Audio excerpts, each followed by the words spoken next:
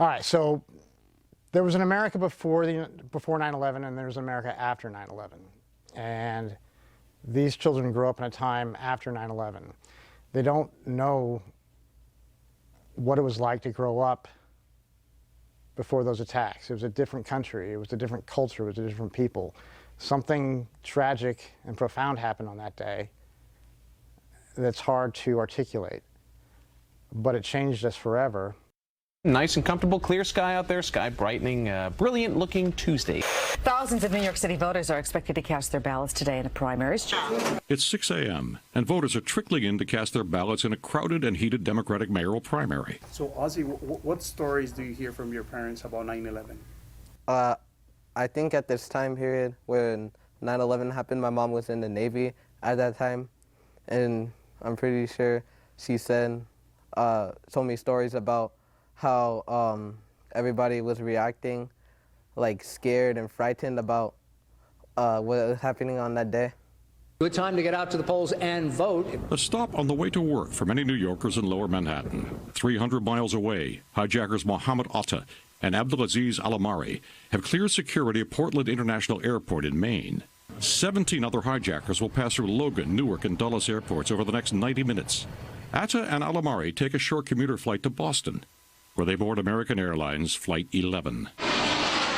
The flight takes off for Los Angeles with 5 hijackers on board. United Airlines Flight 175, also bound for Los Angeles, is airborne roughly 15 minutes later.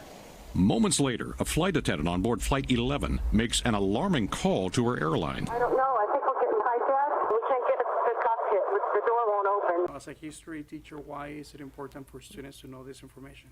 I think it's important because 9/11 did 2 things. It brought out the best of America. It showed you who was brave and who was willing to help. It also brought out the worst of America. During the call, hijacker Mohammed Atta is heard trying to calm the passengers he will kill 22 minutes later. Stay quiet and you'll be okay. We're returning to the airport. Terrorists attacked the USA, and I think it was because they didn't like how the USA was presenting themselves. And I know that they attacked the Pentagon and the World Trade Center.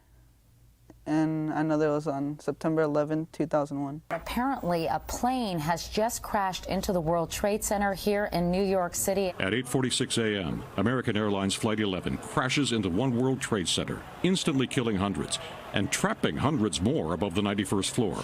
And all told, with the 4 different attacks on 9/11, nearly 3,000 people died. And again, 37 of them were Port Authority police officers, and I knew most of them because I had either worked with them or when I taught in the police academy, I was their instructor. We looked up and there was a plane. Next thing you know, we heard boom. 2001, I was getting ready for work and watching TV, and that's when I saw everything that was going on.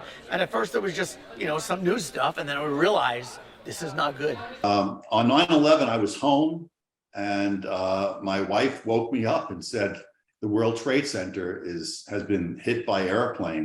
I do remember what I was doing. I was in the Army at Fort Carson, Colorado, and suddenly the alarm went up that we were under attack. We didn't know if it was a small plane or a large plane, but a plane hit the World Trade Center. Port Authority police ordered the evacuation of both towers as first responders from every corner of the city rushed to Lower Manhattan. Calls pour in from people trapped above the 91st floor.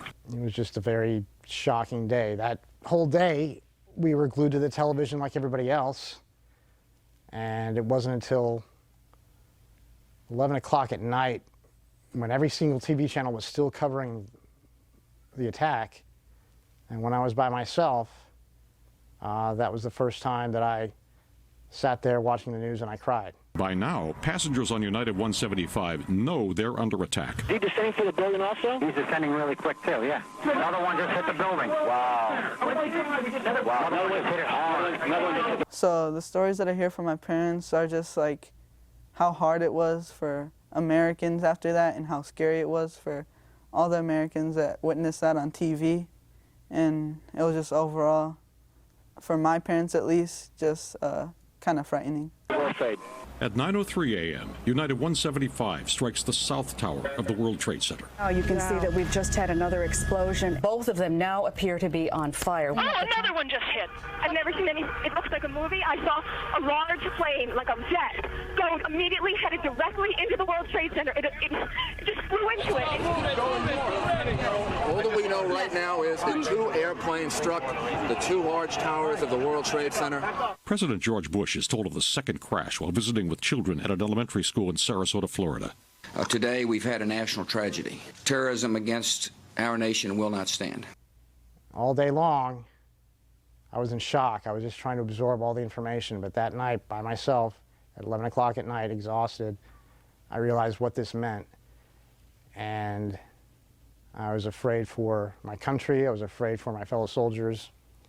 And I was afraid for what the future held for us. In Washington, Vice President Cheney and other officials are evacuated to the Presidential Emergency Operations Center under the White House.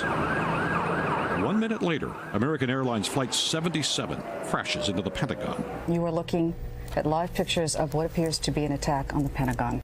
But it's too late for the passengers and crew on board Flight 93. By now, the attack on America was playing out on live TV for everyone to see. Why is it important for students to know this information? It's important for us students to know because we need to never forget about what happened on that day.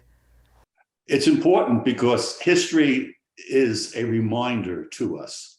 We study history not just because we're curious. We study history because there are lessons to be learned from history.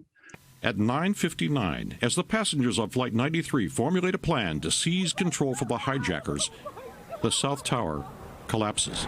We're not sure exactly what happened, but it was another explosion on the far side of one of the buildings from where we're standing.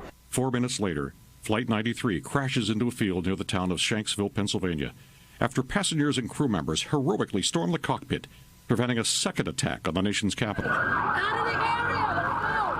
Then, at 10:28, 9/11's final catastrophe. 1 hour and 42 minutes after the first plane struck the World Trade Center, the North Tower collapses. I know that 9/11 was terrorist attack mainly in New York and the World Trade Center, which is where most of our finance in the USA is. It was just like a scary moment for the whole US that was alive. I remember what I was doing, and I'll never forget that. And those who aren't alive need to study it on days like today so that they remember.